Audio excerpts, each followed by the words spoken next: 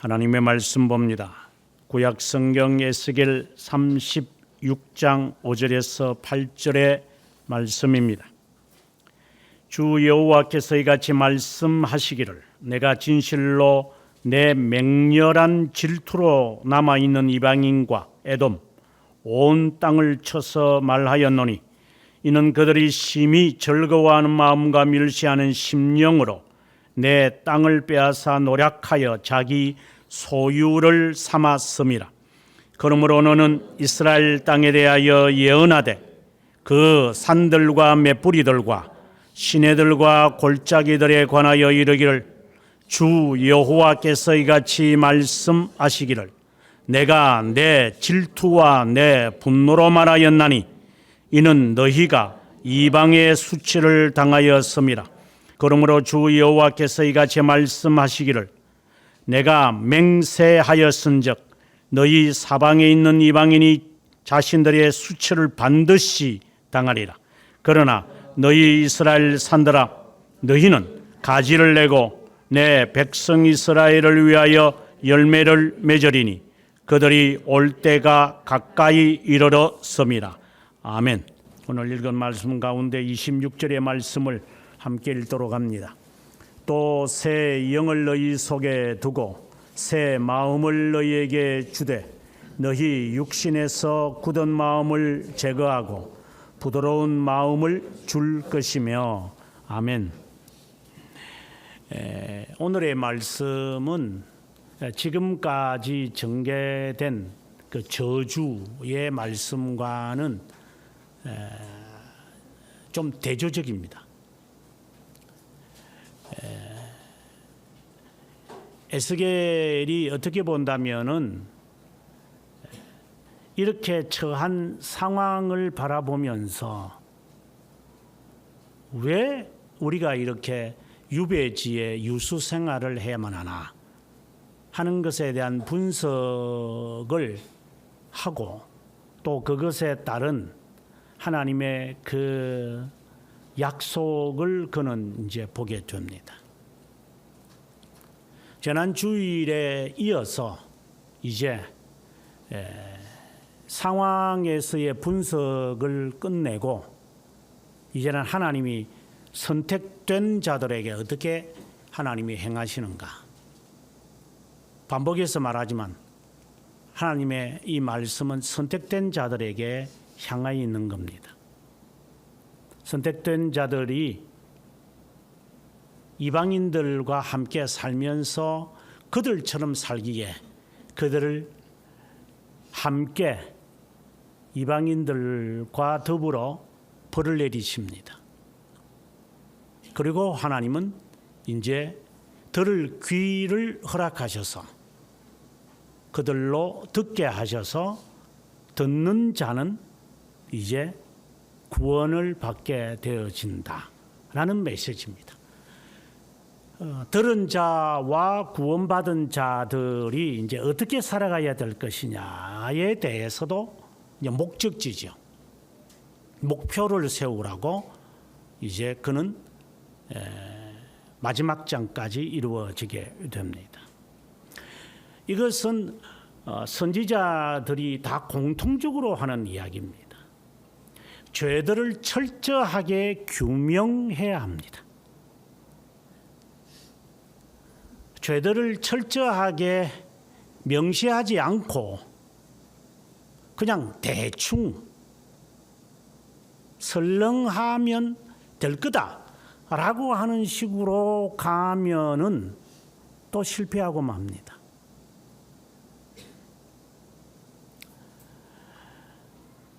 제가 어릴 때부터 들으면서 이건 참 문제인데 이 문제를 풀지를 못하는구나 라고 하는 점이 있었던 것은 교회에서의 생활과 삶에서의 일반적 삶에서의 차이점.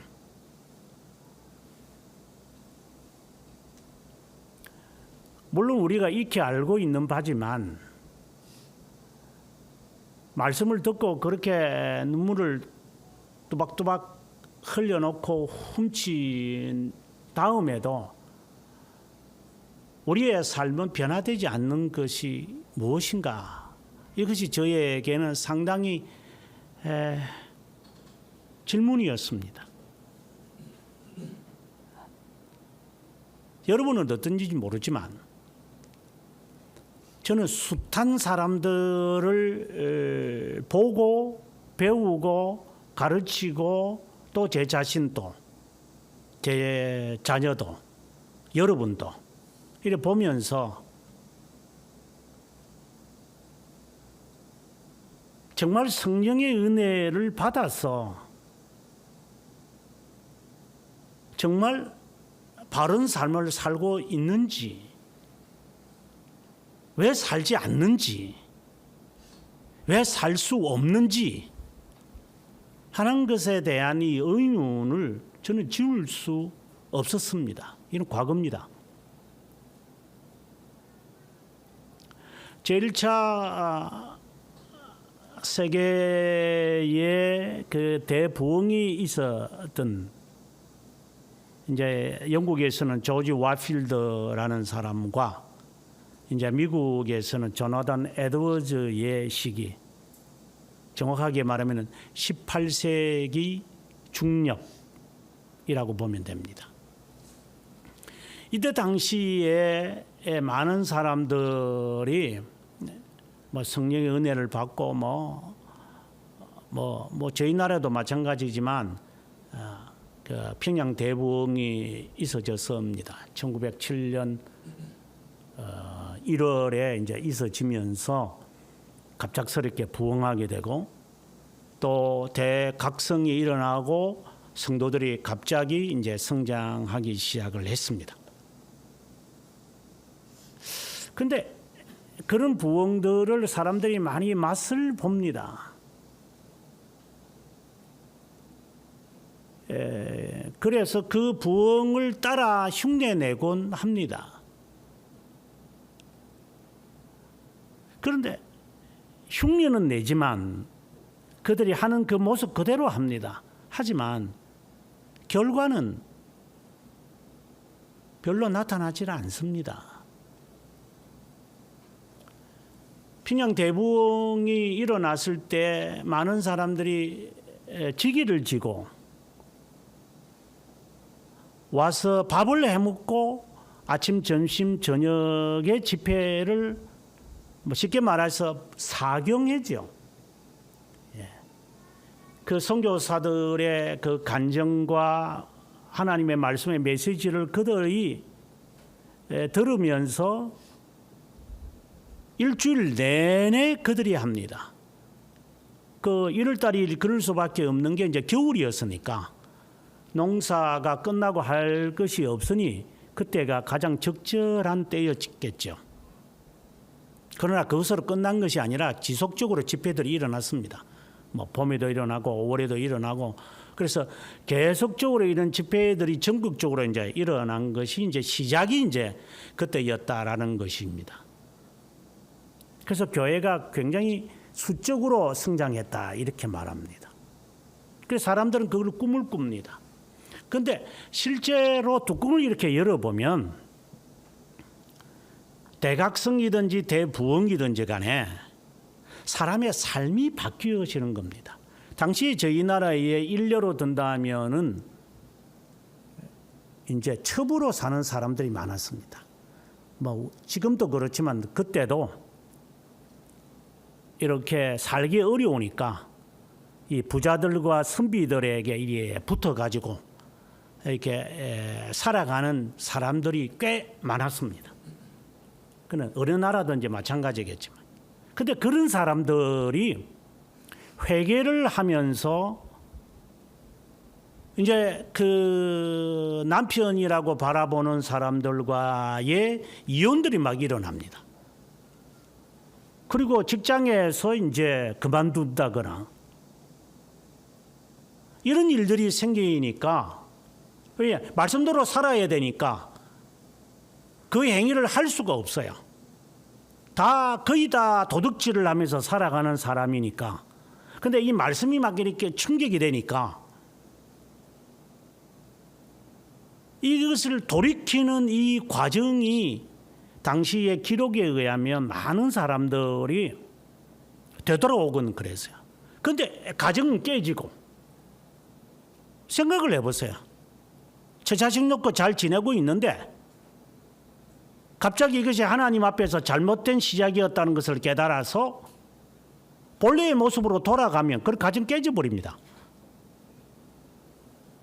이게 부자들은 당연하다고 생각이 들었는데 나는 그리스도에게로 돌아가겠다 이러면은 그 지주들이 그 양반들이 가만히 있겠어요 이게. 그래서 핍박들이 오면서 부흥이 일어났지만 이게 다시 삶으로는 대자리로 돌아가는 이제 어려움을 견디지 못하는 것이었습니다.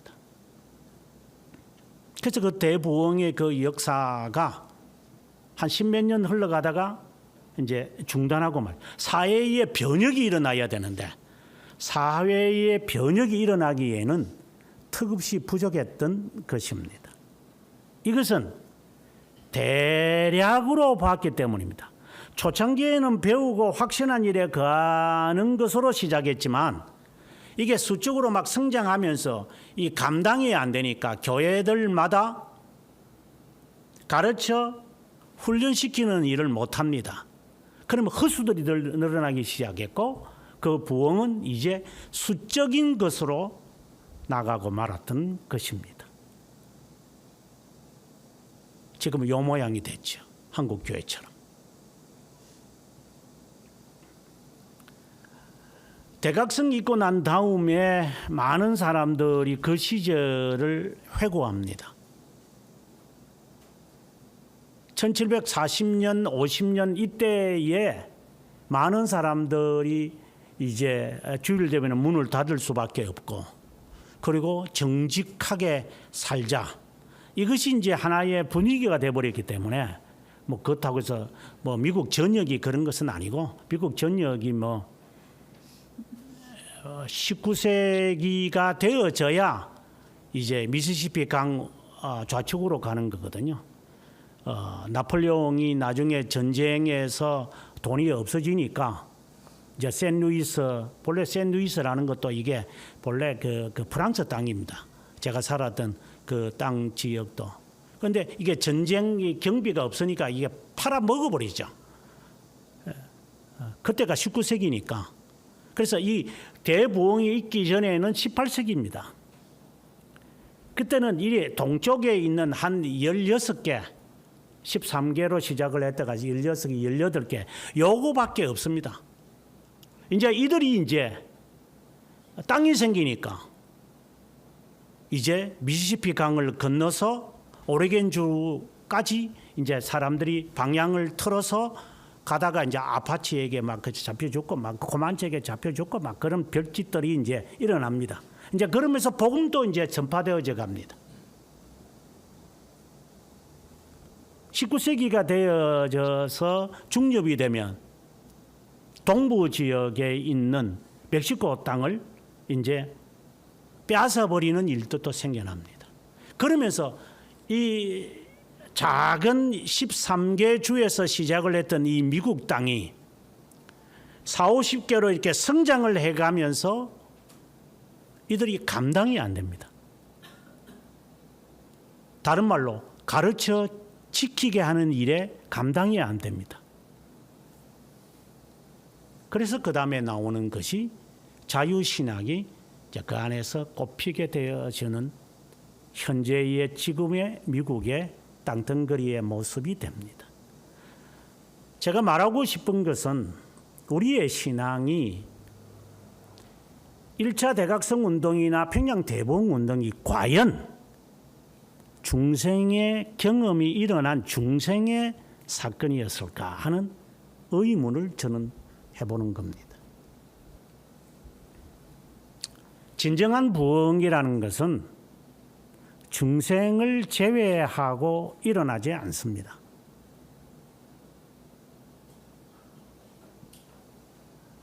중생의 경험을 한 사람이 삶으로 나타나지 않는다면 그는 성령의 역사가 아니라 사탄의 역사입니다.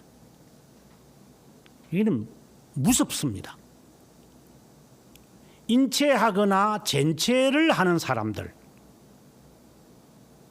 언젠가 방언하는 사람들을 옆에서 이런 방언 기도하는 사람들이 있으면 한번 스마트폰이 있으니까 한번 녹음해 보세요. 녹음을 해가지고 한번 들어보세요. 여러분들이 방언을 하는 사람이 없겠지만 뭐 있어도 제 앞에서 함부로 하지도 못하겠죠. 제가 해석해 버리니까. 그 녹음해 가지고 한번 들어보세요. 무슨 말을 하는지. 이제 그런 것들을 이제 젠체한다 이 말입니다. 성령이 마치 그렇게 은사로 나에게 주어진 것처럼, 은사를 안 받으면 성령의 은혜가 있어지지 않은 것처럼 이런 착각으로 만들어가는 것이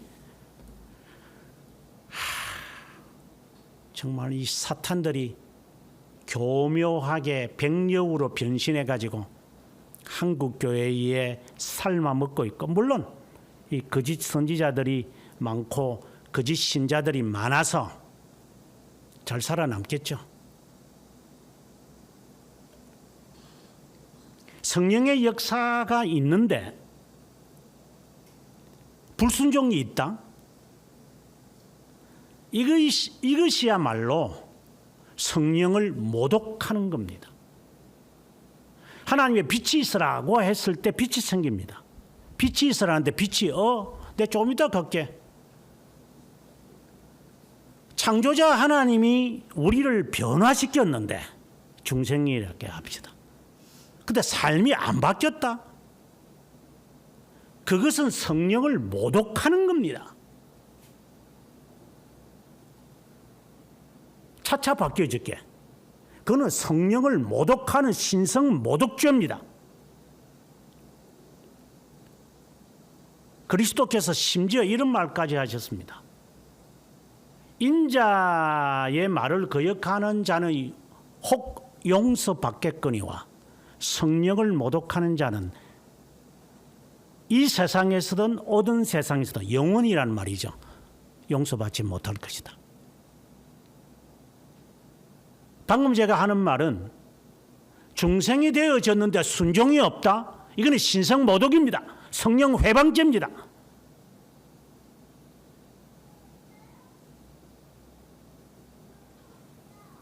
저는 강의하면서 늘상 말합니다. 우리는 성령 모독죄를 아주 쉽게 범하고 있는 자들이다. 나는 성령은 회방하지 않는다 이랍니다. 사람들은. 당신은 성령만큼 회방할 거야.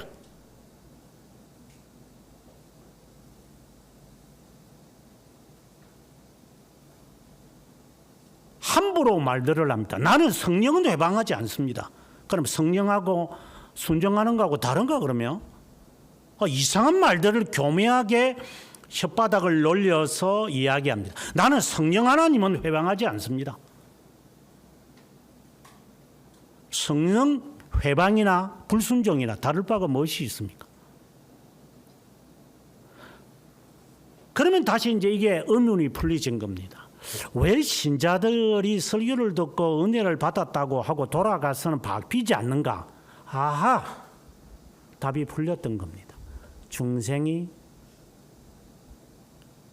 된 게 아니구나. 간단한 거였습니다. 그래서 조지 와필드만 아니라 초창기의 청교도들이 중생을 강조했던 이유가 그 때문이구나. 지금 한국 교회를 보면 일반적으로 중생을 한두 번 이야기하고 끝납니다. 평생에 아마 한 몇 번밖에 못 들을 거예요.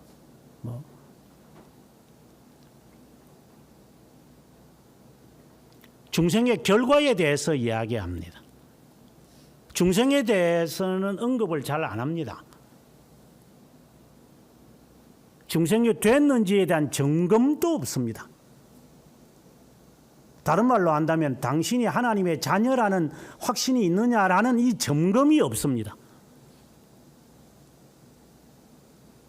그러니 삶이 지 마음대로입니다. 간음한다 이 말입니다. 지 남편을 두고 다른 여자하고 놀아나는 게 그게 정상이 아니죠. 하나님의 자녀라는 확신이 있는 사람이 어떻게 세속과 함께 세속적 삶을 살 수 있습니까? 물론 바뀌어져가는 과정이라고 말할 수는 있습니다. 그것도 우리가 점검해 봐야 되겠지만 그렇게 말을 함부로 하는 것은 아니지만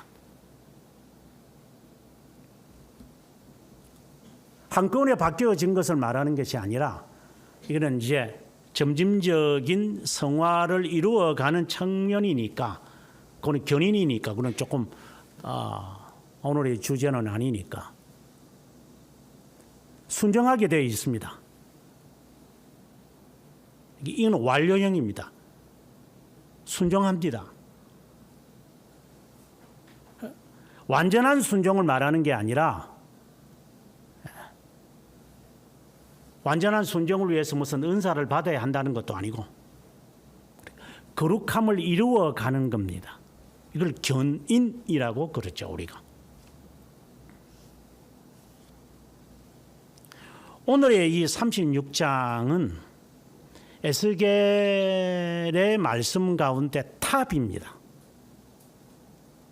핵심이다 이 말입니다. 36장, 37장. 이 두 장에 걸쳐서 그는 중생에 대해서 말합니다. 왜 하나님이 그렇게 이스라엘 백성과 이방 나라에 대해서 그렇게 저주를 내리시는가? 이 원인 분석을 충분히 하고 난 다음에 그리고 오늘은 마치 정상에 이르고 이제 정상에서 하산하여 살아가는 이야기가 이제 마지막까지 이제 진행될 겁니다. 이제는 저주에 대한 이야기는 거의 하지 않습니다. 어떻게 살아야 할 것에 대한 이야기를 합니다. 그 중간 과정에서 반드시 거쳐야 됩니다. 이 중생이라는 것을. 그 이야기를 지금 에스겔은 합니다. 예레미야도 33장에서 이 이야기를 합니다. 중생이라고 하는 이 큰 주제를 이야기한다는 것을 다른 말로 한다면 언약을 맺는 것을 말합니다. 그러니까 옛 언약에서 새 언약이라는 개념의 전환입니다. 자신이 언약의 백성이라는 것, 다른 말로 한다면 내가 하나님의 자녀구나. 이 사실을 비로소 깨닫습니다. 그리고 하나님의 사람으로서 자녀로서의 삶의 이 전환의 과정, 그 중점에는 중생이라는 것이 있는 겁니다. 그런데 그 중생의 과정을 지금 에스겔이 이야기를 합니다. 그래서 오늘의 이 말씀은 매우 모든 말씀이 중요한데 이 메시지를 이해하는 데 아주 도움이 되어지는 말씀입니다. 나는 중생 됐는가? 스스로 여러분 점검하셔야 합니다. 그렇지 않으면 순종이 참 힘듭니다.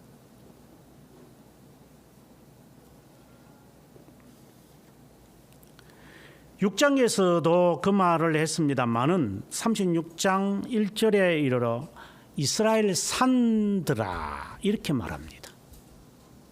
산이라는 단어를 쓰면서 이스라엘의 선택된 자들을 겨냥합니다. 다시 말하지만 하나님의 말씀은 선택된 자들을 향하여 있는 겁니다. 안 믿는 자들은 하나님 무관심입니다.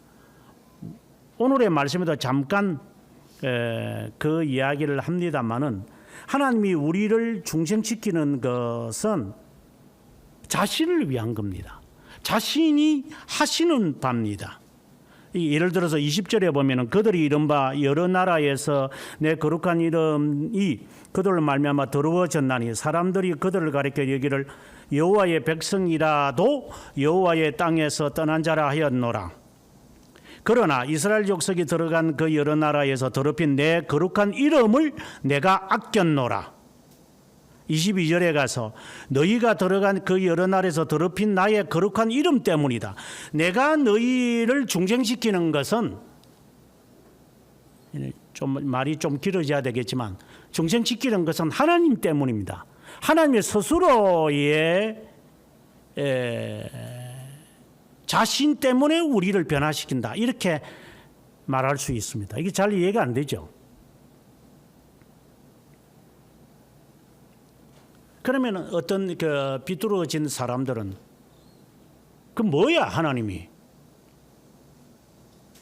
결국은 우리를 고생시키는 것은 자신의 명예 때문이라는 거야. 이제 이런 식으로 이제 비뚤비뚤 거리겠죠. 내 진짜 우스워서 야 임마, 예를 들어서 그렇게 말하는 사람, 네가 하나님하고 지금 대등하겠다는 거가? 네하고 내하고 지금 같이 호흡을 하니까 너하고 내하고 같은 줄 알아?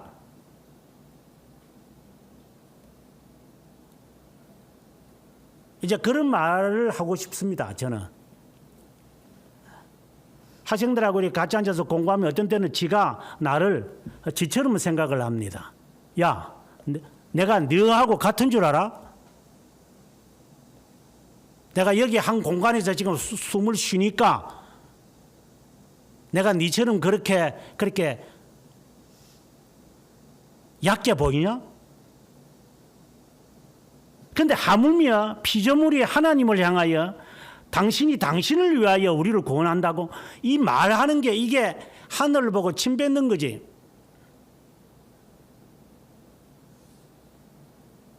네가 얼마나 더 지옥의 맛을 봐야 되는지 이제 그런 말을 하는 자들 흔하게 많으니까.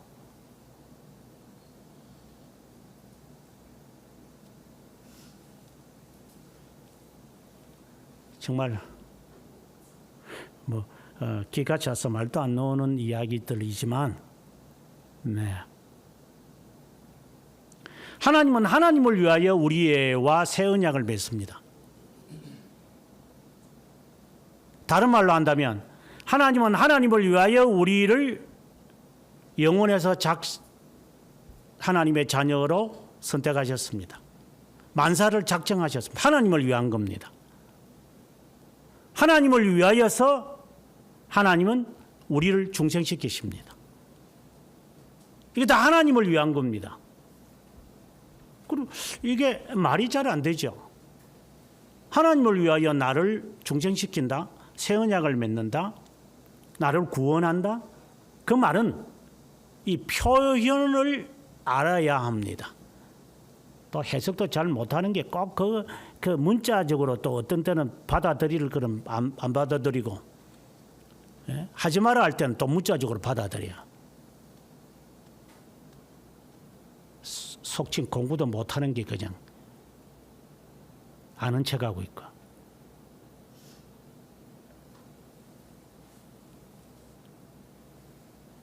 하나님을 위하여 하나님이 우리를 구원한다는 이 말은 대등한 관계가 아니라는 것을 먼저 언급을 하는 것이고, 이것은 영원에서 하나님이 하시는 일을 성취하신다는 히브리적 표현입니다. 시적 표현입니다. 그래서 하나님을 위하여 합니다. 그래서 하나님의 세상을 이처럼 사랑하사 독생자를 주셨다 하는 이 말도 인간적으로 보면 하나님이 자신의 아들을 내준다, 이삭을 내주는 것처럼 한다, 이런 식이 아니라 하나님의 자신이 세상에 오신 겁니다. 이렇게 해석이 돼야 되는 겁니다. 그래서 하나님은 자신을 위하여 우리와 새 언약을 맺습니다. 자신을 위하여 하나님이 우리에게 복을 줍니다. 그 말은 하나님을 깨닫게 하기 위한 하나의 수단의 표현입니다. 그래서 우리가 우리를 위해서 살지 말아야 한다는 이유가 바로 거기에 나오는 겁니다. 나를 위하여 사는 것이 하나님을 위하여 사는 것을 통해 완전해진다는 것, 이것을 알아야 합니다. 왜 내 것을 하나님께 드리냐고 이랍니다, 사람들.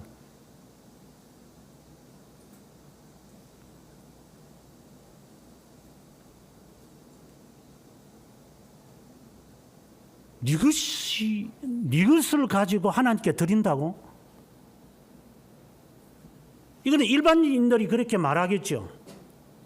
그래 결국은 하나님의 것임을 인정 안 하겠다라고 하는 것이죠. 하나님의 사람이 아니라고 하는 것이죠. 이거는 무서운 이야기입니다. 좀 더 나아가면은 왜 우리가 불순종합니까? 네 멋대로 살고 싶은 거잖아요. 그러니까 지는 지 것입니다. 순종을 하려면 꺾어져야 되거든요. 꺾이기가 싫은 겁니다.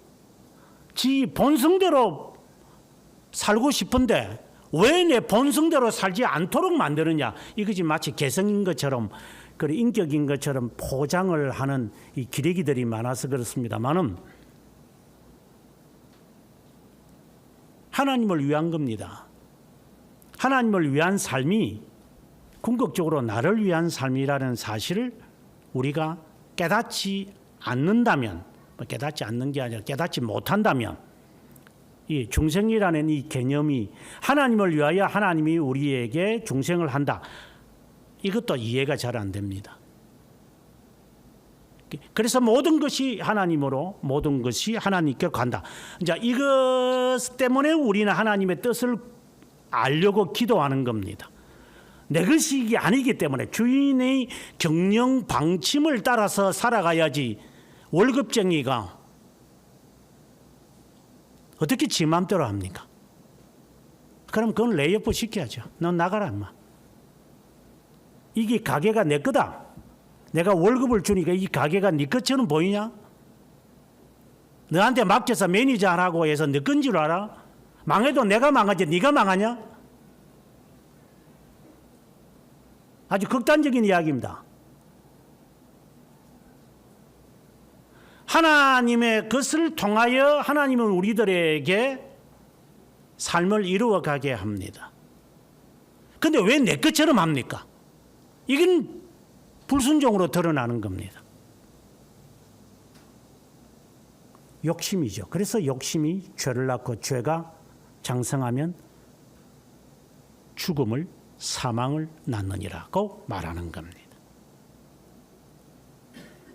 선지자들이 지적하는 두 가지 죄가 에스겔도 동일한데 두 가지 죄가 있었습니다. 그 중에 하나가 안식일입니다. 안식일에 대한 해석을 하면서 이것은 주권자 하나님을 인정하는 것입니다. 이거는 이제 율법적이 될까 좀 조심스러운데 이 날은 내 날이 아닙니다. 물론 그 6일 전체가 하나님의 것이지만 하나님의 것입니다. 손해를 봐도 하나님이 손해봅니다. 네가 손해보는 게 아니야 이 말입니다. 상처를 받아도 하나님이 상처받는 겁니다. 월급쟁이가 직장생활을 바로 하면 되는 거지. 네가 주인의 마음을 깨닫겠냐?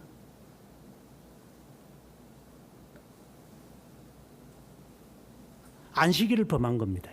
하나님의 주권 의식을 상실합니다. 그래서 안식일에 대한 죄에 대해서 지적하는 겁니다. 두 번째로 지적하는 선지자들의 죄악이 있습니다. 그것이 바로 불순종이면서 하나님의 이름을 더럽게 하는 겁니다. 너는 거룩한 백성인데, 이스라엘 백성인데 왜 이방인들이 하는 말이 정말 진짜 니들 신자냐 있냐 그 말입니다. 너 예수쟁이냐 이 말입니다. 어떻게 예수쟁이 그따위로 살아? 그러면서 하나님의 이름을 모독시키는 겁니다. 물론 이걸 악랄하게 사용하는 자들이 있습니다. 그는 더 악한 자겠지만 그렇지만 그 대가 받아야 됩니다. 그래서 이 두 가지 죄입니다. 하나는 제3계명이고 하나는 제4계명입니다. 이 두 문제를 해결하지 않으면 안 됩니다. 우리 여기도 동일합니다. 하나님의 것이 맞습니까? 당신 생명도 하나님의 것입니까? 이거는 정말 인정하기 어려운 겁니다.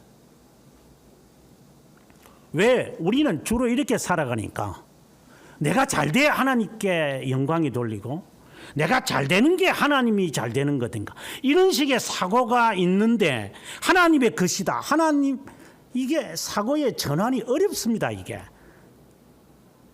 먹든지 마시든지 무엇을 하든지 하나님의 영광을 위해서 하라. 이게 말이 되는 겁니까 이게? 우리가 그냥 막말로 하는 말이 옷 하나 입는 것도 하나님의 영광을 위해서 옷을 입을 수 있습니까? 여러분 폼이 좋아서 입는 거 아닙니까? 그 하나님의 영광하고 무슨 상관이 있습니까? 먹는 것 맛있어서 먹는 거 아닙니까? 싫어서 안 먹는 거 아닙니까? 우리는 다 자신을 위해서 먹고 마시고 입는 거지 하나님을 위해서 하는 게 없습니다. 그래서 우리가 뭐 음식을 갖다 놓고 기도하겠습니까? 직장을 위해서 하나님이 정말 오늘도 제가 직장에서 살아남았습니다. 살아남겠습니다. 이렇게 기도하겠습니까? 내가 잘 돼야 하나님도 잘 되는 거다. 이런 식의 사고가 되어 있으니까 여러분 이게 좀 정신을 좀 차려주시기 바랍니다. 당신 잘 되는 거하고 부모 잘 되는 거하고 상관없습니다. 저도 자녀를 지금 성숙하게 키웠지만 자녀 잘 되는 거하고 내하고 아무 상관없습니다. 저는 그것을 외국 생활하면서 배웠습니다. 부모 재산하고 내 재산하고 무슨 상관이 있습니까? 왜 부모가 나한테 등록금을 대줍니까? 왜 그렇게 해야 됩니까? 여러분 이해 안 되시죠?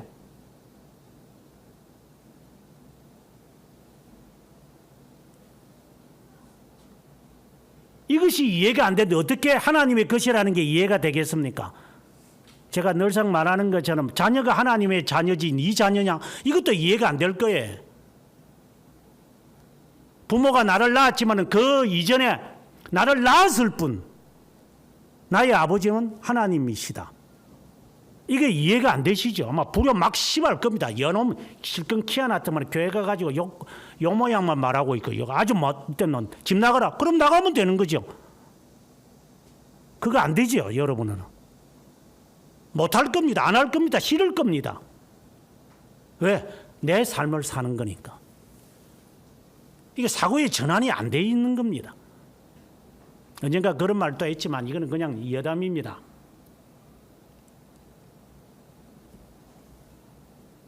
제가 자녀를 도와주려면 그 아이들은 그럽니다. 아빠 노후나 챙겨. 우리는 어떻게든 살아남을 거야. 등록금 대주려면 제가 대준 적도 없지만 공부를 잘해서 그렇다는 게 아니라 그거와 상관없이 내가 어쨌든 제가 다 될게요.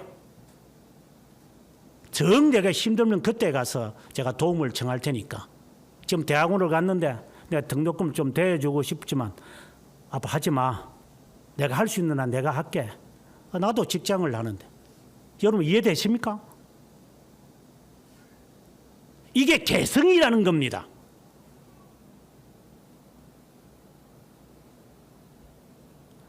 만약에 아이들을 저는 여기서 키웠다면 저는 대학 다 못 보냈습니다. 저거들이 알아서 하는 거니까. 그래서 믿습니다. 그런 독립성이라는 것이 그들의 몸에 빼여 있기 때문에. 그런데 우리는 그 독립성을 개성이라는 말로 바꾸어 가지고 개폼을 잡는 게 개성이기 되어지죠. 이해가 안 될 겁니다. 하나님의 것이라는 것이 이해가 안 될 거라는 의미 아닙니다. 왜? 못 믿겠어요. 자녀를 못 믿겠어요. 부모도 못 믿겠어요. 나중에 한번 뒤통수 한번 당해보십시오. 배반 한번 당해보십시오. 자녀들한테. 제가 나쁜 마음을 갖고 있지만 한번 된통 한번 당해보세요.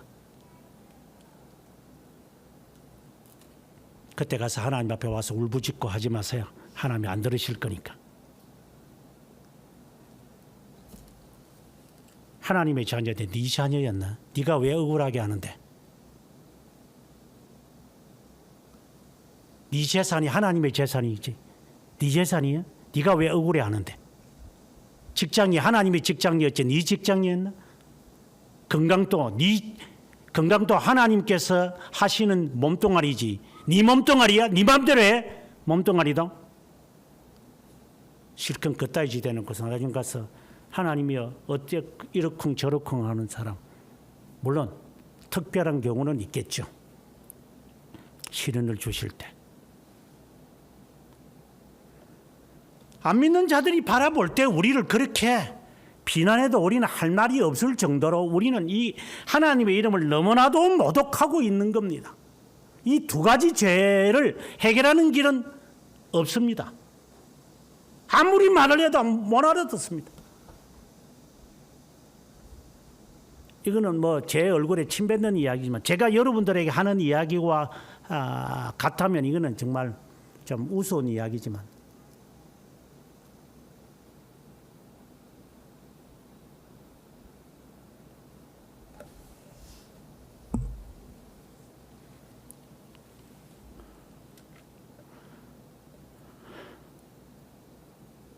이거는 극히 사적인 이야기를 한 번 더 하겠습니다. 자녀를 키우면서 저는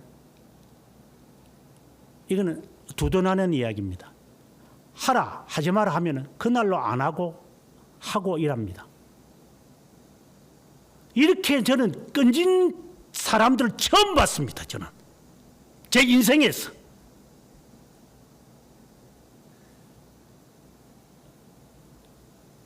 백부장의 요구를 들어서 예수님이 가시면서 뭐라고 했습니까? 이 같은 자를 이스라엘 중에 본 적이 없다고. 나에게 말만 하시면 됩니다. 저도 수하에 사람들이 있습니다. 하라만 하면 되는 거고 그대로 합니다. 이게 안 됩니다. 이제 이게 얼마나 자기의 여리고성이 높은지 모릅니다. 저주받을 겁니다. 그따위 식으로 살면. 왜? 네 몸뚱아리가 네 것이라고 생각하니까, 네 자식이 네 거라고 생각하니까, 네 부모가 네 부모라고 생각하고, 네 재산이 네 것이라고 생각하고, 직장이 네 것이라고 생각하는 이상 하나님의 저주는 반드시 임하게 될 겁니다.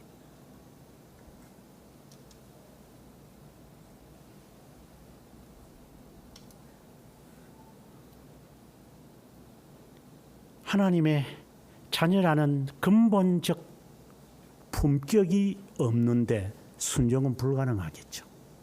이런 측면에서 칼빈 선생은 우리 자신에 대한 지식을 위해서 2권 1장에서 죄의 즉 타락을 이야기하고 2장에 가서 이성과 오성과 지성에 대한 타락과 불가능성을 이야기합니다. 인간이 아무리 노력해도 안 된다. 어느 한계에 끝나는 거다. 뭐 슈퍼맨으로 나왔던 그 영화 배우가 지금은 죽었습니다만은 말 타다가 낙마해가지고 척추를 다쳤다. 그래서 자기는 슈퍼맨이니까 한번 이겨내 보리라 발부둥을 쳤지만 그 됩니까 그게?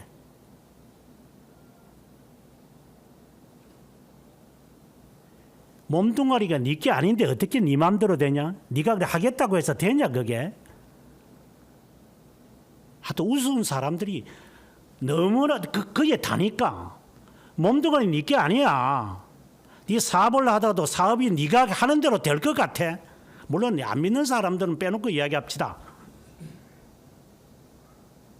네가 모았다고 하자 그러면은 그게 얼마나 지탱할 것 같아. 이 개념을 바뀌기가 정말 어렵습니다. 이게 안 됩니다. 칼빈이 하는 이야기입니다. 인간으로 도저히 안 바뀐다. 그럼 어떻게 해야 됩니까?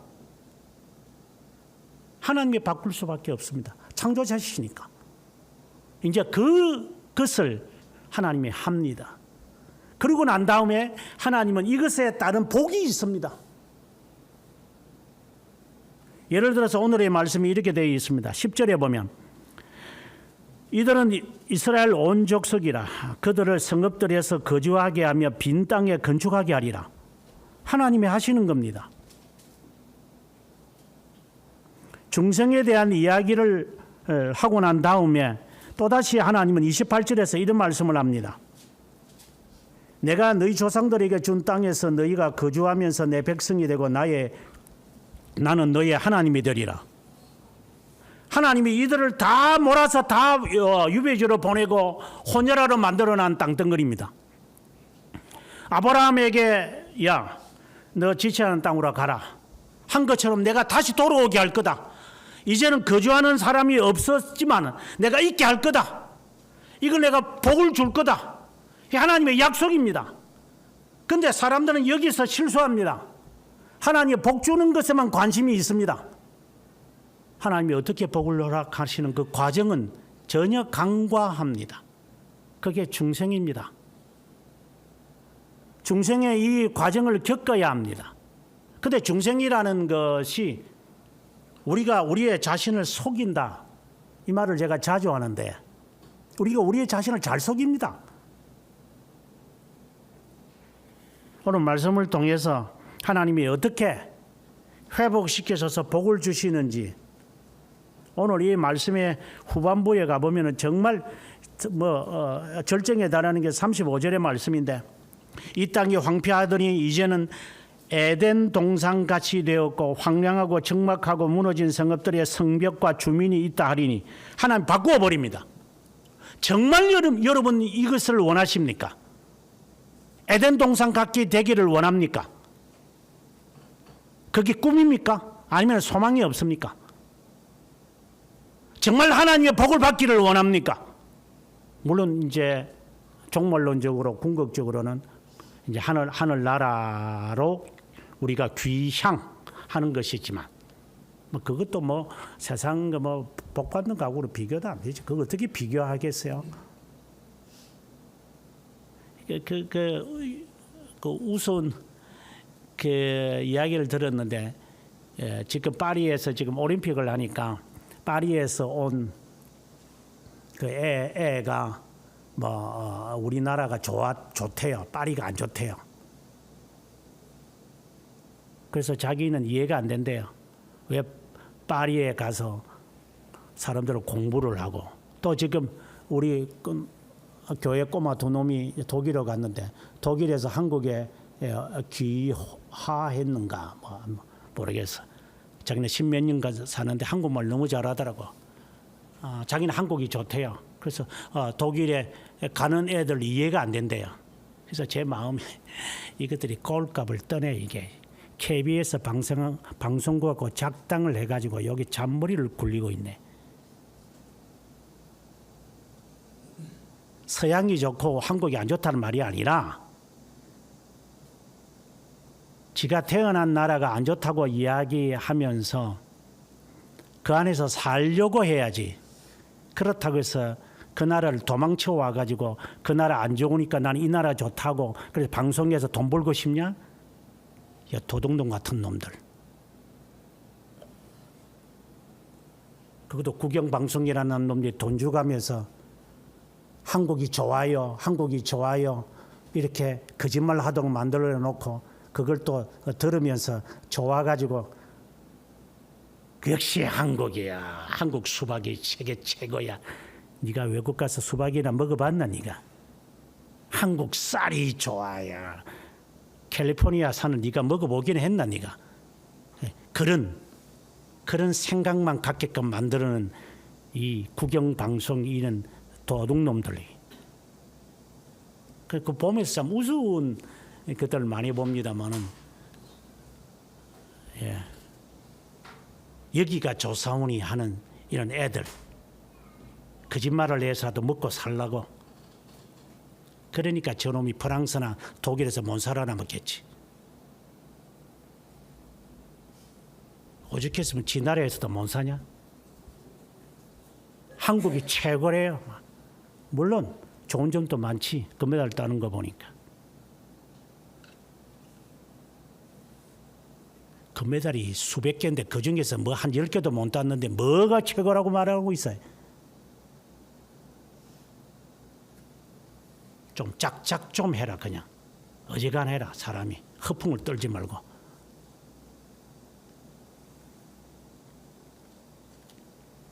다시 처음으로 다시 돌아간다면 하나님의 백성에게 하나님의 복 주시기로 하나님은 작정하셨습니다. 반드시 하나님은 이 과정, 중생의 과정을 겪게 합니다.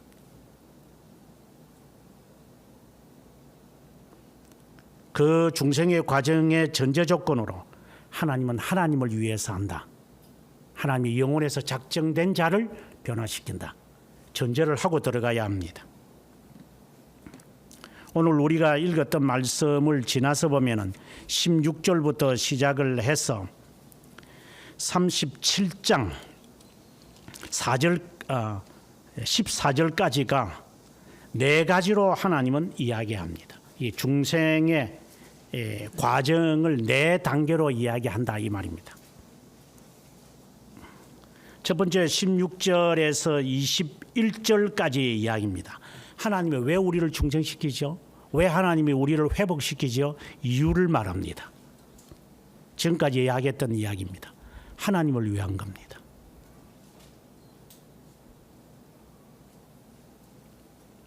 두 번째로 22절에서 32절 오늘 핵심이 되어지는 내용입니다. 32절까지 31절이라도 말해도 됩니다만 32절까지입니다.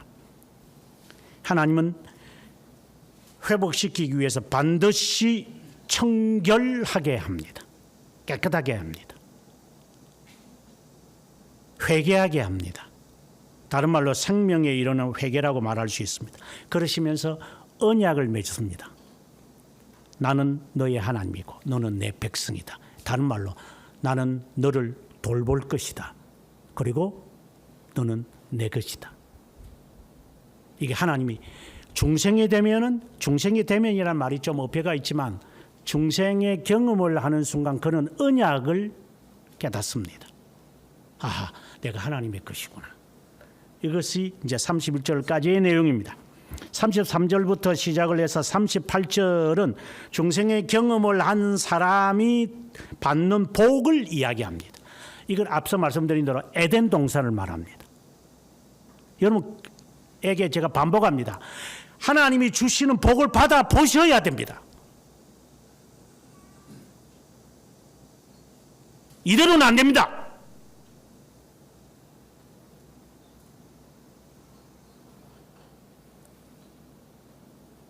하나님 그냥 복 주지 않습니다. 하나님의 자녀에게 반드시 첫 번째, 두 번째의 과정을 겪게 만듭니다. 우리가 흔히 하는 말대로 내 자녀가 잘 되고 내가 범사에 잘 되고 내가 형통하고 내가 번영할 것이다. 이거 하나님의 약속입니다. 반드시 받으셔야 됩니다.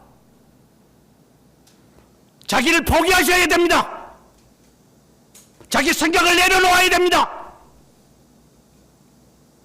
내 것이라는 생각을 다 내려놓으십시오. 그러면 하나님이 이건 조건은 아닙니다.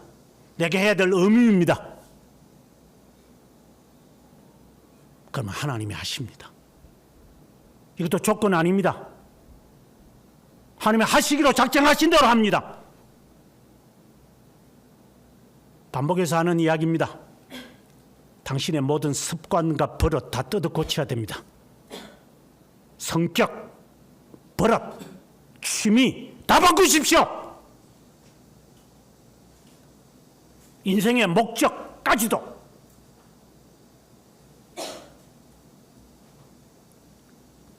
그전에는 하나님이 주시는 복을 못 느낄 겁니다. 그렇게 사십시오. 빈둥빈둥하게 죽을 때까지 그렇게 사십시오. 지금 살아있는 것 같이 보이지? 나중에 한번 봅시다.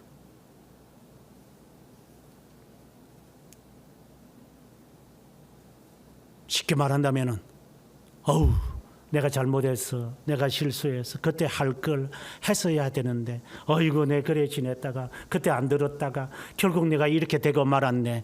한숨 푹푹 쉬면서 살고 싶습니까?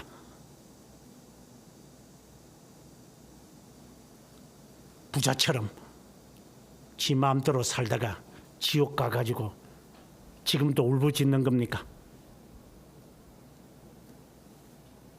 37장 1절에서 14절 네 번째 과정은 하나님 환상을 보여줍니다. 그게 메마른 뼈에 관한 이야기입니다. 하나님이 어떻게 저 뼈들을 살아있는 군대로, 다시 말해서 14절에 보면 내가 또 내 영을 너희 속에 두어 너희가 살아나게 하고 내가 또 너희를 너희 고국 땅에 두리니 나 여호와가 이 일을 말하고 이룬 줄을 너희가 알리라. 여호와의 말씀입니다. 하나님이 이루신다는 것을 계속해서 깨우치게 합니다.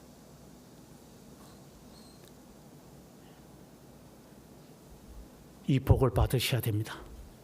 그렇다고 해서 부자가 되라는 말은 아닙니다.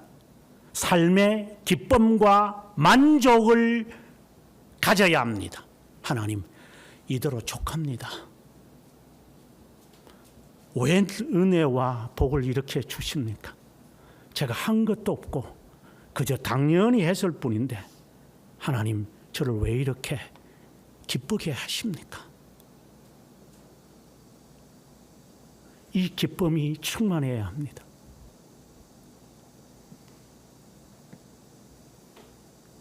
그래서 범사에 잘 되는구나. 여러분 지금 막히고 안 되고 못 되고 자꾸만 일이 꼬이죠. 그 당연한 거 아닙니까? 어떤 데는 막 싫죠. 귀찮고 막 주둥이가 입으로 넣고 싶죠.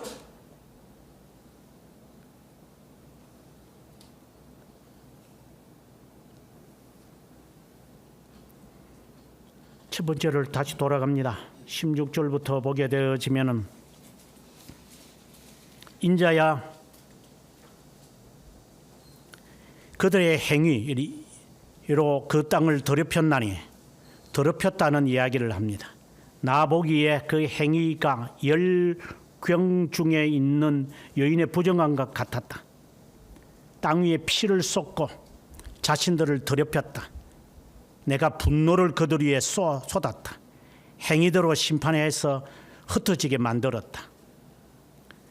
그런데 그거로 끝나는 게 아닙니다. 20절에 뭐라 하냐면 결국은 이것은 나 하나님의 거룩한 이름을 더럽혔다는 겁니다. 네가 땅을 더럽힌 게 아니라 나를 더럽혔어.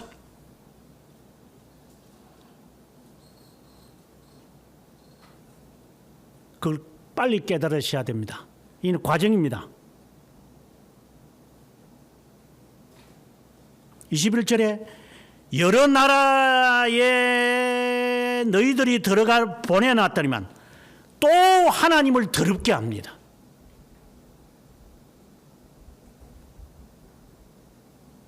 이게 첫 번째 과정입니다. 내가 하나님을 못 오겠다는 것을 깨달으셔야 됩니다. 그런데 이게 깨달아집니까? 되게 이제 하나님이 깨닫게 하시는 거죠. 두 번째 이야기입니다. 22절에 그래서 너는 이스라엘 족속에게 이렇게 말하라. 내 거룩한 이름을 위해서 내가 이제 하리라. 이제 하나님이 하시는 겁니다. 그런데 이 작업은 뭐 손 씻는다고 되는 게 아니라 이게 심정이 바뀌어져야 됩니다. 사람이 바뀌어져야 됩니다. 인격이 바뀌어져야 됩니다.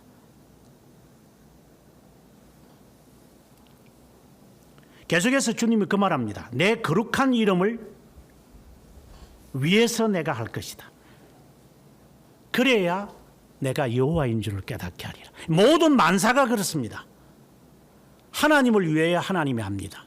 이건 신비하고 비밀스러운 겁니다. 어떤 일인지 그렇습니다. 우연도 없고 행운도 없습니다. 하나님의 이름을 더럽게 하지 마십시오.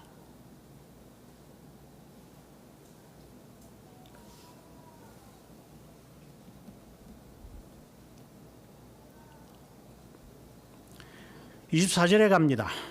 여러 나라 여러 민족에 있는 너희를 내가 모을 것이다. 이런 구원이라는 말입니다. 다 하나님이 찾아냅니다. 다 찾아내어서 가나안 땅으로 오게 할 것이다. 이거 말은 다른 말로 한다면 구원받게 하실 것이다. 어느 지경에 있든지 하나님은 불러 모읍니다. 25절에 맑은 물로 너희에게 뿌려서 이는 물과 성령으로 거듭나지 아니하면 이라는 말씀과 일맥상통하는 말씀입니다. 너희로 깨끗하게 할 거다. 더러운 것에서 우상숭배, 아까 앞서 말씀드린 두 가지 죄입니다. 선지자들이 지적하고 에스겔이 지적한 두 가지 죄. 하나는 하나님의 이름을 더럽게 한 겁니다. 당신이 잘못한 것은 당신 대가 받으세요. 네가 젊은 날에 객기 불렸던 것에 대한 대가 받으세요. 그것엔 기도하지 마세요. 안 하면 되는 거니까. 그러니까 제가 전에도 말했지만 오래전에 말한 게 아니라 지난주에 말했지만 술 마시는 것하고 네 버리장머리는 자녀에게 100%로 가. 이건 유전이야. 부모에게 한 그 짓거리, 부모가 하는 짓거리는 자녀에게 그대로 가. 이건 유전이라고 이야기할 정도예요. 그래, 하지 마! 행동 조심하고. 근데 갑자기 뭐 결혼해가지고 애 놓고 뭐 바르게 할 수 있나, 지가? 하는 짓거리가 있는데, 3, 40년 동안 그 짓거리 해놨는데, 뭐 결혼했다고 사람 바뀌나? 인간이 그렇게 쉽게 바뀔 것 같으면 결혼 수십 번 하지. 안 바뀝니다. 앞서 말씀드린 대로 설교 실컷 듣고 밖에 나가서 엉뚱한 짓 합니다. 중생이 되기 전에는 사람이 그 행동 그대로 합니다. 그 순간에는 하겠죠. 아, 좋아, 행복하고 좋아가지고 그냥 시원하니까. 하나님은 깨끗하게 합니다. 내 이름을 더럽게 했기 때문에. 그래서 너희가 깨끗해야 한다. 두 번째는 우상 숭배에서 너희를 정결하게 할 것이라고 했습니다. 주권의식이라고 했습니다. 나는 하나님의 것이고 하나님은 나의 하나님이다. 이것을 회복할 겁니다. 그 과정이 이제 중생이라는 것으로 드러납니다. 26절에 새 영을 너희 속에 줄 것이다. 27절에는 내 영을 너희에게 줄 것이다. 이 영이 들어가면 37장에 말하는 대로 1절에 영으로 나를 이끌었고 대언하여 이르라. 6절에 보니까 대언하여 이르니 생기가 일어나서 살아나게 되어지는 겁니다. 14절에 앞서도 읽었지만은 영이 있으면 살아납니다. 성령이 내 안에 거하시면 그 말이 좀 어폐가 있는데 성령 하나님이 역사하신다고 합시다. 오퍼레이션이니까. 성령이 내 안에 역사하시면 성령이 가만히 계시다가 뭐 갑자기 어느 순간에 나를 변화시키려고 이렇게 하셨을까요? 그렇게 생각을 했다면 중생 집회가 맞겠지. 자, 지금부터 중생이 집회합시다. 자, 어떻게 할까요? 박수 칠까요? 기도할까요? 고함 칠까요? 예, 대한민국 할까요? 그렇다고 해서 뭐 화살이 날아가다가 뭐 정통으로 가나? 사기꾼들. 중생 집회가 어디 있어요? 성령 하나님이 뭐 어느 시점에 딱 맞춰가지고 그거 하나? 그건 네가 느낀 것이고.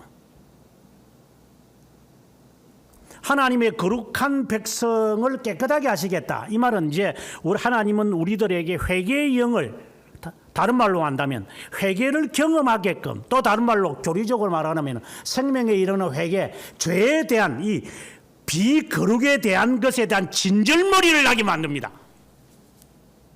정오스럽게 느낍니다. 내 자신의 과거를 가정스럽게 느껴야 됩니다. 혐오해야 됩니다. 이거는 중생을 하나님이 영혼에서 한 사람이 갖는 경험입니다. 모든 것에서 그만둬 버립니다. 그래서 집을 떠나는 겁니다. 그래서 제가 이 새로운 교회를 오려면은 교회 근처로 이사 오라는 겁니다. 뭐 거기 다니면서 여기까지 오고 있어요. 그것도 하나 제대로 못해. 짓거리들이.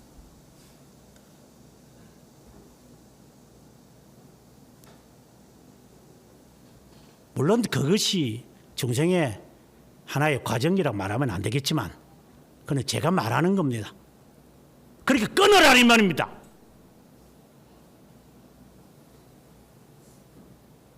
고무들처럼 그냥 생고무처럼 질게 가지고 말도 안 듣고 이것들이.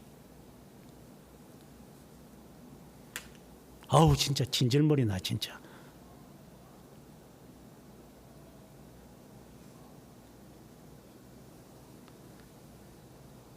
하나님은 깨끗하게 합니다.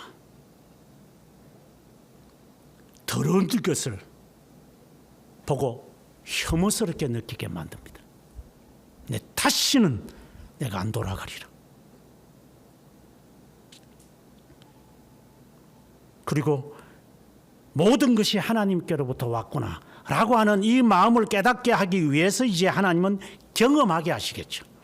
그것이 오늘에 나오는 26절, 27절, 28절에 있는 말씀입니다. 심지어 이렇게 말합니다. 육신에서 굳은 마음을 제거하고, 여기서 굳은이라는 게 밑에 가보면 돌이라고 했습니다. 부드러운 마음을 갖게 한다. 이거는 고기라고 합니다. 이는 원어의 뜻입니다. 근데 아주 부드럽습니다. 오늘 아침에 하연이라든가 저 초아가 와서 인사를 하는데 그 아이들의 얼굴을 보니까 피부가 너무 깨끗해요. 정말 깨끗해요. 예. 아, 나도 그런 적이 있었겠구나. 이런 생각을 해요. 그래서 어릴 때 엄마가 했던 말들이 기억이 나요. 너는 어디가 제일 예쁘지? 하면 여기 하면 그래. 너 피부가 정말 예뻐. 하면서 막 입을 맞추었던 아주 오래전에 기억이 되살아납니다. 어떤 것도 안 발라도 될 정도의 피부구나. 하나님이 이렇게 만들겠다는 겁니다. 이게 중생입니다. 티를 없애려고 안 발라도 돼요. 감추려고 파운데이션 안 발라도 돼요. 하나님이 그렇게 바뀌겠다는 겁니다. 이게 새 사람이 되게 하신다는 거예요. 이게 성령이 하시는 거예요. 그래서 과거의 이 행동들을 다 접어두 버리는 거예요. 가져올 거 하나도 없어. 시집갈 때 뭐 집구석에 있는 거 그거 들고 갑니까? 다 묻어놓고 가야지. 새 사람인데 새롭게 살 건데 새로운 출발을 해야지. 그러면 행동 그대로 하면서 해요. 중생의 경험은 그런 게 아닙니다.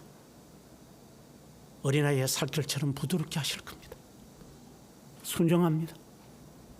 예를 들어서 제가 하윤이나 여기에 아내에게나 봄이나 이놈들에게 하라 하면은 아이들이 불순종하겠어요? 제 아이의 마음이잖아요. 이거 숙제다. 예. 물론 게을러 가지고 토요일 날 책 찾아 가지고 일로 벌어 또 고쳐야 되니까 월요일부터 책 찾아야 된다. 그건 벌어 고쳐야 되는 거니까. 그는 내가 가르쳐 주면 되는 거니까. 그럼 고치잖아요. 왜 안 고치는 거예요?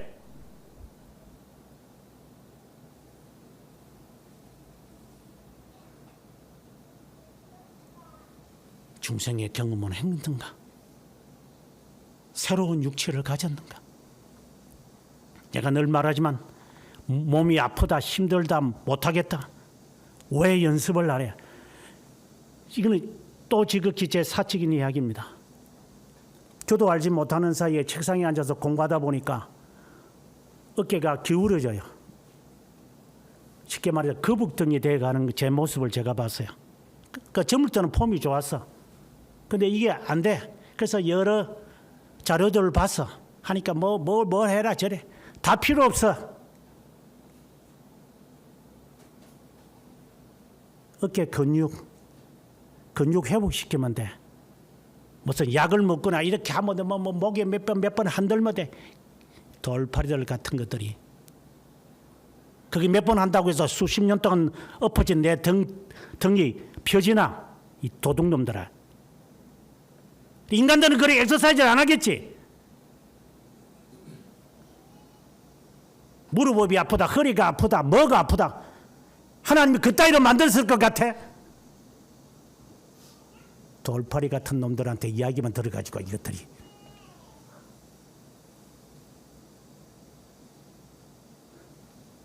하기 귀찮으니까 의사 말 핑계대고, 하기 귀찮으니까 직장의 상사 말 핑계대고, 하기 귀찮으니까 부모 말 언급대고.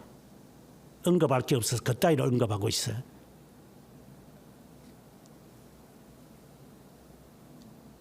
그 불이장물이 못 고치지.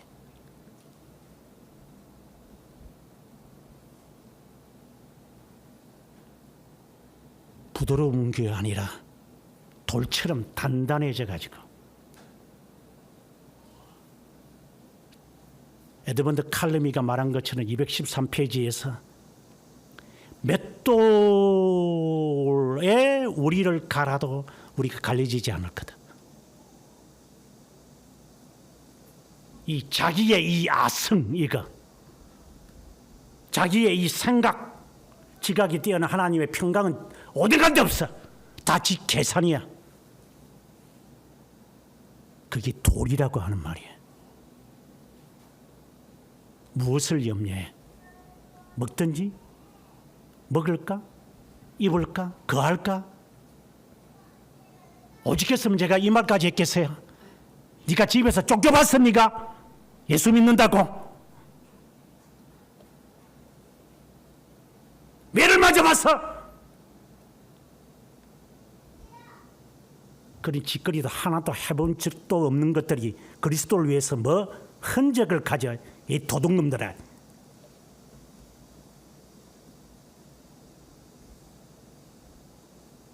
무슨 부드러운 마음을 가져서 뭐 얘도 옷을 벗어버려. 얘도 옷에 몸이 맞기는 하나. 뚱돼지들이 돼가지고. 새 옷밖에 없지. 그래서 새 옷 사 있나? 얘 버릇을 끊어내지를 못해. 나는 내 제자들에게 그 말했습니다. 같이 공부할 때 대학 입시를 공부하면서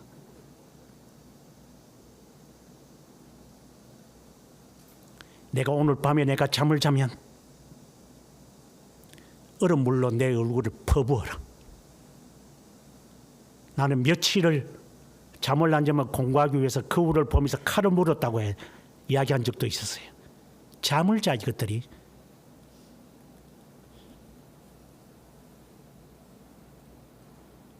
잠이 와서 공부가 안 되면은 어떻게 하라는 방법을 저는 수차례 말했어요. 그 말은 아무것도 아닌 이야기지만 사람은 그 정도 각오를 해서 살아야지. 자고 있어 피곤해서. 저주받을 놈들아. 새 사람은 맞아.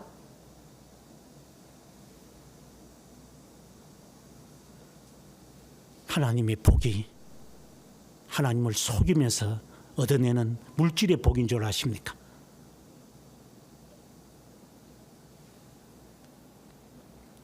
(21절에는) 또다시 반복합니다.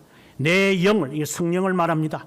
너희 속에 있게 하셔서 너희로 내 율례를 순종하게 할 것이다. 내 규례를 지켜 순종하게 할 것이다. 사람이 바뀌어지고 난 다음에 순종하게 되어 있다. 그 말씀을 따라서.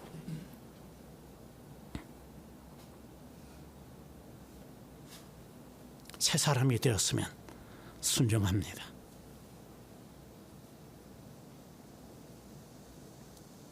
오죽했으면 어떤 사람은 그러잖아. 하루에 7시간은 기도해야 되잖아. 어떤 사람이 그런 말 한 적도 있었죠.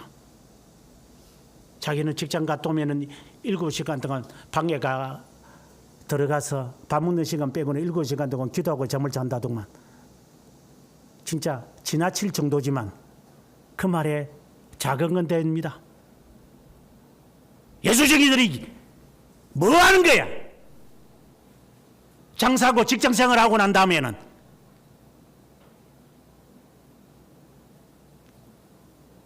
뭐 해야지 살아남을 줄 몰라요? 실컷 하는 짓거리들을 보면은 삶이 바뀌지도 않고 말씀에 순종하고자 하는 이 간절함도 없어요. 매사에 어떤 일을 해야 되겠다라고 하는 것에 대해서 묵상을 하면서 지침을 갖는 것도 없어요.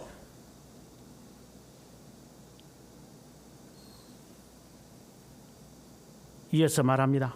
내가 너희를 모든 더러운 데서 구원하고, 죄에서 구원하는 것이 아니라 더러운 데서 구원하신대. 곡식이 풍성하게 하여 기근이 너희에게 닥치지 아니하게 할 것이다. 이게 놀라운 하나님의 약속을 지금 말하기 시작하십니다. 죽은 것 같죠? 안 되는 것 같죠? 망한 것 같죠? 둘러싸여 있는 것 같죠? 맞습니다. 저도 그런 공포를 느낍니다. 하나님은 제가 뭐 될 것 같습니까? 그러나 하나님 변화되면 되는 줄 압니다. 제가 저를 변화시켜 달라고 해서 하나님의 변화되시는 것은 아니겠지만 저의 간절함입니다. 하나님, 당신의 뜻을 따라 살려고 합니다. 한번 테스트해 보십시오. 하나님, 이미 하나님은 아시겠지만 제 자신이 제 자신을 못 믿을 거니까 한번 테스트해 보십시오. 한번 구렁텅이에 집어 던져가지고 살아남아서 진흙탕에서 나오는지 한번 해보십시오. 하나님, 저는 살아나올 겁니다. 하나님, 당신의 자녀이기 때문에. 그는 도전은 해보십니까? 그저 복만 달라고 합니까? 복 주서 뭐 할 건데? 더러운 손으로 다시 망쳐먹을 건데, 집안 망쳐먹을 건데. 하나님, 저를 깨끗하게 해주십시오. 당신 마음대로 하시도록. 자로 하라면 자로 가겠습니다. 멈추라면 멈추겠습니다. 생각하지 않겠습니다. 당신의 뜻이 명백하기 때문에.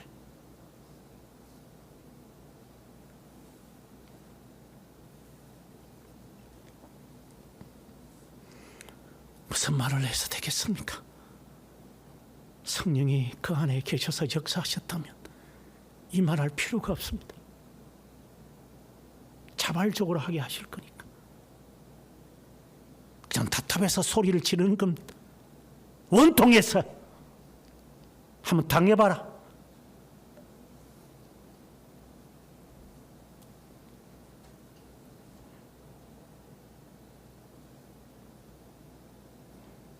(34절에) 31절에 중생의 경험을 하는 사람에게 주님이 주시는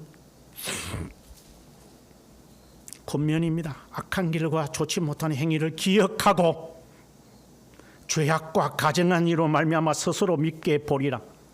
너 스스로를,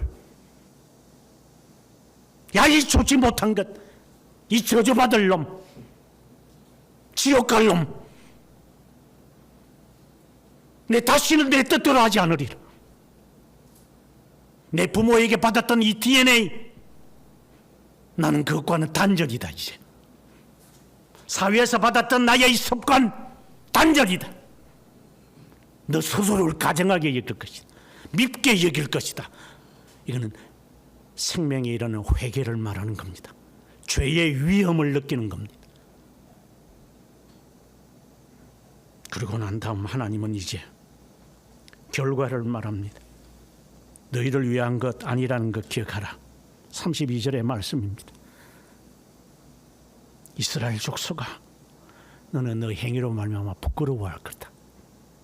받을 만하지 못합니다. 하나님,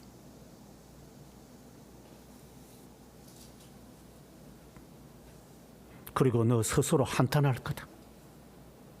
이건 당연한 겁니다. 그 당연한데 당연하지 않습니다. 왜요? 말씀을 듣고 말씀을 읽을 때는 그때는 이래 저래 하겠지. 돌아나면 안 합니다. 그런 사기꾼 기질이 있는 겁니다. 성령의 역사는 그렇게 단번에 일어나고 단순하지 않습니다. 지켜나가게 합니다. 성령이 내 가슴 속에서 뜨겁게 만들어 버립니다. 내가 어떻게 해서 내가 여기에 이르렀고 어떻게 해서 내가 주님께 돌아왔는데 내가 이 버릇을 그대로 유지하겠다는 거야. 완전히 달라집니다. 내 성까지도 내가 바꾸겠다. 그래서 나는 집을 떠날 거다. 갖추라라는 게 아니라 나는 이 습관에서 떠나기 위해서는 여기에 살아서는 안 된다. 나는 떠난다. 이제 뒤를 돌아보지 않을 것이다. 나는 앞을 향하여 갈 거다. 자연스러운 겁니다. 자신이 지나온 과거가 밉기 때문에, 혐오스럽기 때문에 진절머리 납니다. 그것이 나에게 없다면 당신 아직 중생의 경험을 한 것이 아니에요. 내가 단언하지만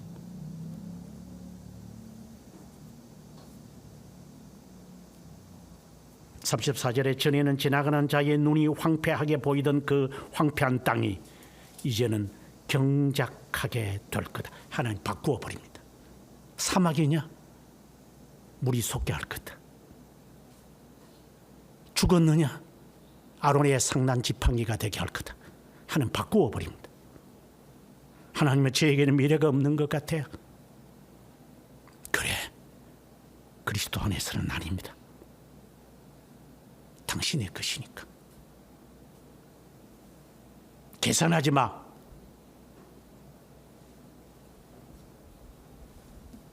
잔머리 굴리지 말고. 사람이 하는 말이 이 황폐한 땅이 에덴 동산같이 되었구나. 아, 놀랍다. 그러면서 이방 사람들이 뭐라고 합니까? 36절에 나 여호와가 무너진 곳을 건축하고 황폐한 자리에 심은 줄을 알리라. 이방인이 이제 느낍니다. 보아스처럼, 아니 보디발처럼 하나님이 너와 함께 하는구나. 너 안 될 줄 알았어. 너는 끝난 줄 알았어. 그런데 아니구나. 역시 너는 하나님의 자녀다. 하나님이 너에게 복을 주는구나. 너는 되게 하는구나. 이방인이 깨닫게 하리라. 조롱했던 자들이 칭찬하게끔 되리라. 칭송하게끔 되리라. 누구를? 너가 믿는 하나님. 너를 보는 것이 아니라 나를 허락하신 하나님을. 이거는 환희입니다. 지금 당장 일어나는 일 때문에 그냥 겁이 나지.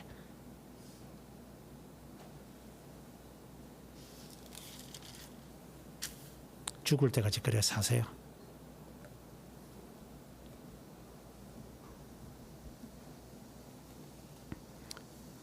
하나님은 계속해서 약속합니다. 38절에 제사 드릴 양떼 곧 예루살렘이 정한 절기의 양무리가 같이 황폐한 성읍을 사람의 때로 채우리라. 그때 나를 여호와인 줄 알리라. 오늘의 말씀에서 여호와인 줄 알리라는 말씀이 16절부터 시작을 해서 마지막 여기까지 반복해서 말합니다. 22절에 여호와를 위함이다. 내 이름을 위함이다. 여호와인 줄을 알리라. 28절에 여호와인 줄을 알리라. 내가 할 것이다. 그리고 마지막에 가서 이방인들이 마침내 깨달을 것이다. 하나님이 너에게 복을 줬구나. 미안하다. 용서해달라. 하나님이 함께했던 너였는데 그렇게 깨닫게 될 거다. 그날을 꿈을 꿔본 적은 있습니까? 하나님이 저는 마른 뼈입니다. 저는 죽을 놈입니다. 실제로 그런 겁니다. 하나님, 저는 죽을 병이 걸렸습니다. 의사들도 못한답니다. 하나님이 살려주십시오. 하나님은 그렇게 하실 수 있지 않습니까?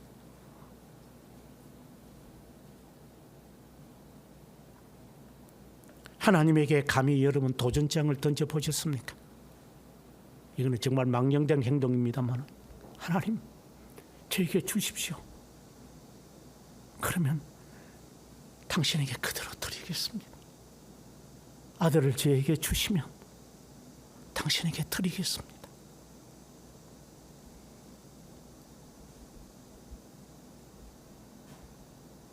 그러자 하나님의 감동이죠. 이는 우리가 보는 측면입니다. 저절을 떼고 하나님께 드릴 수 있다고요. 하나님은 그에게 아들과 딸을 선물로 주십니다. 그게 한나의 기도입니다. 하나님 저에게 복을 주시면 그대로 다 드릴게요. 그러나 아들을 낳는 내 원통한 만큼은 제가 해결되기를 원하는 한나의 마음은 그거밖에 없어요. 욕심이 있는 게 아니라 늘 이렇게 비난을 받으니까 하나님 비난은 피하게 해 주십시오. 당신에게 다 드리겠습니다. 정말 깨끗하고 정말 좋은 마음입니다. 하나님은 하시는 거죠. 그래서 하신 건 아니겠죠. 그런 마음은 있습니까? 그런 각오로 기도해 보셨습니까? 내 병든 이 몸을 낫게 하시면 낫는다는 사실 하나만 제가 간직하고 나의 건강은 당신 겁니다. 그런 기도를 감히 할 수 있습니까? 중생된 자는 합니다. 왜? 하나님의 것이니까.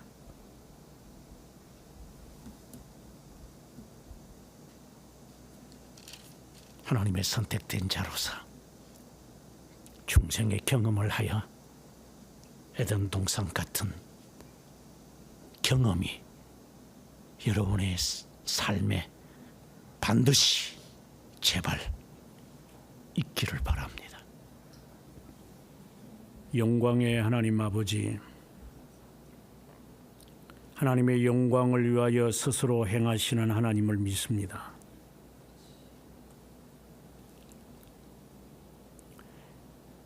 하나님의 영원한 작정 가운데 시간에서 이루시는 것도 믿습니다. 우리의 모든 것이 심지어 나의 생명까지도 당신께 속해 있음을 진실로 고백하기를 원합니다. 생명을 아끼지 아니하신 내어 주신 하나님이 우리를 어떻게 살아가게 하시는지, 무엇을 앓고 무엇을 먹을고 무엇을 해야 할까, 무엇을 해야 살아갈 수 있을까를 이미 아시는 하나님을 부인하며 조롱하면서 살아가는 자 되지 않기를 원합니다. 하나님의 것이며 하나님이 나의 하나님인 것을 진정으로 고백하여